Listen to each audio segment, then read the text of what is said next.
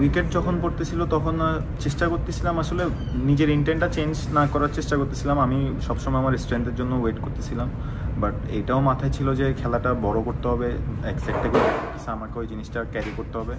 So আমি আমার বেস্টটার চেষ্টা করছি, ক্যারি করার চেষ্টা করছি। আলহামদুলিল্লাহ শেষ পর্যন্ত এটা করছি। আলহামদুলিল্লাহ ভালো লাগতেছে, সেঞ্চুরি হয়েছে আজকে। সো ড্রেসিং রুমে আসার পরে আমার মনে পড়ছে যে তামিম ভাই ফার্স্ট সেঞ্চুরি ছিল, সো এটা আমার সেকেন্ড ছিল। সো সব মিলে ভালো লাগছে। তামিম ভাইয়ের ছোটোবেলা থেকে ফলো করতাম, ওনার খেলা দেখতাম, অনেক ভালো লাগতো। সো ওনার পরে নামটা আমার আসছে, সো আলহামদুলিল্লাহ খুব ভালো লাগছে। হ্যাঁ, তামিম ভাইয়ের 100টা মনে আছে, ওমানের সাথে মারছিল। সো ওনার সব খেলা দেখি সবসময়, সো মনে ছিল আমার।